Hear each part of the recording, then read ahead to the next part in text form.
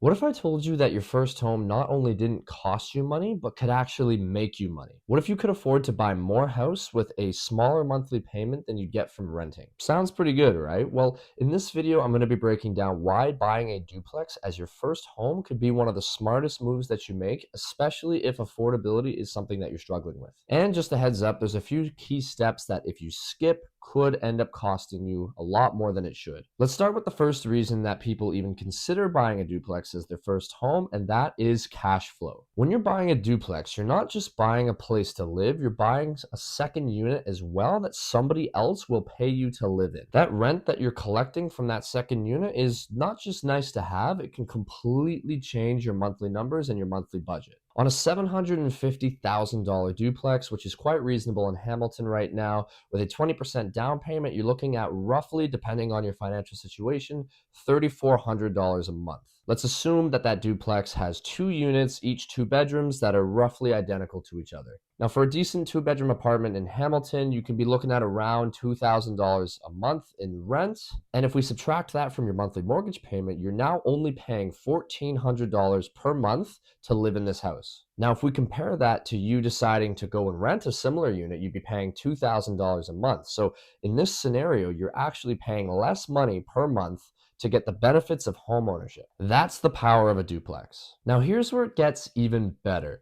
Every time you make one of those mortgage payments, a piece of that goes back into your own pocket. Not literally, it's building your equity. Month after month, you're not just paying rent to live somewhere, you're buying a bigger and bigger piece of the place that you live in. And that's how real wealth gets built. And because you're renting out a part of it, the government actually cuts you some slack. You can write off a portion of the expenses around your home, like maintenance, some of the interest that you're paying on your mortgage, some of your utilities, because the home is income producing. These are benefits that you just don't get with a regular home. Now, let's say a couple of years from now, your plans change and you need to move jobs, move cities, what have you. Normally, I tell people to buy real estate for the long term, not the short term. So if you're not sure where you're going to be in a few years, it's better to rent because buying a home does come with a lot of upfront costs, and so does selling it later on. But here's the beauty of a duplex. If your plans do change and you do have to move, you can rent out that unit that you were staying in and turn the whole thing into an investment property. So from our example where both of the units are roughly identical, you're now collecting $2,000 from each of them, meaning $4,000 total. Your mortgage is only $3,400 a month, which means you're collecting $600 every month in passive income. And just like that, you've got yourself a cash flowing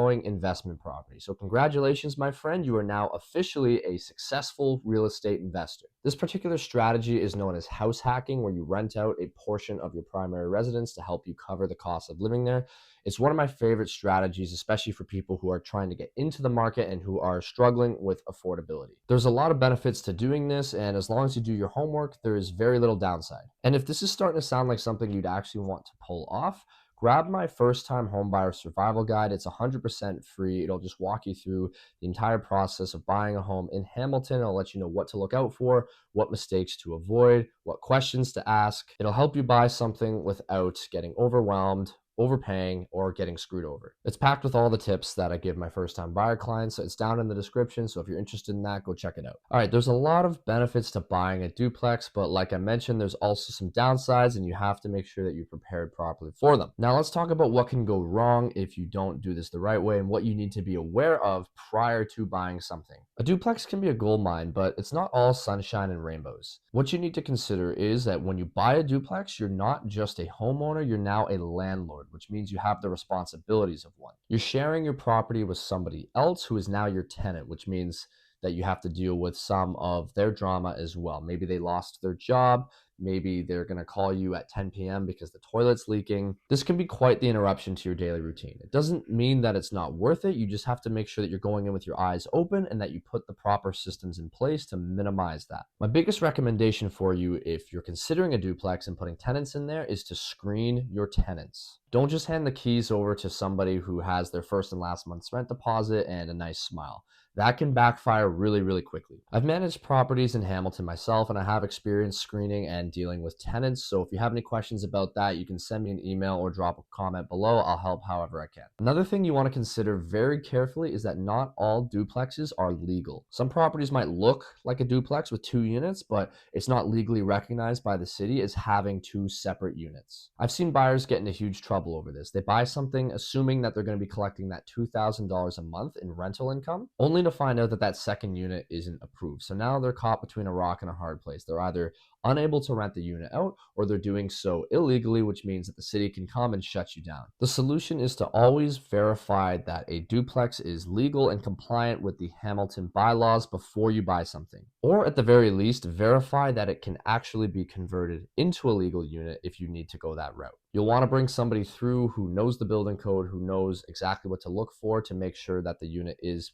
capable of being converted into a legal duplex later on. Don't just blindly put in an offer on something that looks good. Make sure you do your research in advance. Another mistake people make when they're buying a duplex is they don't budget for vacancies. When you're buying this property, you want to make sure that you can comfortably pay the entire mortgage, even if that second unit was vacant for the entire year. The chances of it being vacant the entire year are going to be slim, but you want to make sure that in the off chance that that does happen, you can still pay the mortgage, because tenants will move out, and sometimes, depending on the market, it can take a couple months to find a new one. You want to make sure that during that period, you can still pay the entire mortgage amount without going bankrupt. Another thing to consider is that duplexes will require more work than just your standard single family home. The maintenance costs will go up just because you now have a second rental unit. So when tenants move out and you have that turnover, you're probably going to have to go in and clean the place up a little bit, fix up a couple things, and you want to make sure that you're budgeting for that. Also, if you're buying something that you're going to convert into a duplex as opposed to buying something turnkey, you're going to have to budget for that as well. It can be a pretty pricey thing to do a full renovation to turn a single family home into a duplex. Now, there's pros and cons of both strategies. If you buy something that is a fully legal duplex from the get-go, it's a lot less work for you to do, but it's also going to cost more money to purchase. On the flip side, if you buy a single family home that has potential to be turned into a duplex, you can buy it for less money up front, but you now have to pay for those rentals and you have to have that capital on hand. It's also a lot more complicated to do that, and you want to make sure that you hire the right professionals who know exactly what they're doing. And you want to make sure that you budget appropriately for this, know what you're getting into, and have a cash buffer. And above all, you want to expect surprises, because in real estate, surprises are expensive. Now, I get that buying your first home is already very complicated, and throwing in these extra elements doesn't help. But buying a duplex as your first home is a great strategy for building your long-term wealth. Like I said, you get the benefits of homeownership with the flexibility of renting, and you get an intro into real estate investing. You turn a house that's going to be costing you money every single month into an income producing asset that pays you money every single month. And a duplex isn't the only way to get these benefits. I've had a group of 3 friends who couldn't get something on their own. They all pooled their resources and bought a triplex instead. Each of them lived in one of the units, and that was a way for them to kind of get into the market, because they couldn't afford to buy individually on their own. There's tons of strategies that you can implement to make buying a home easier. So if you want to learn more about how to pull this off the right way, book a free consultation call with me. There's a link down in the description, and you can ask me any questions that you have. I work with a lot of first-time buyers in Hamilton, and I'd love to help you get this right from the start. Or if you're just in the early stages, you can grab my first-time home buyer survival guide. It's totally free, and it'll let you know exactly what you need to know to buy your first home. Also, check out this video right here for some more Hamilton real estate tips.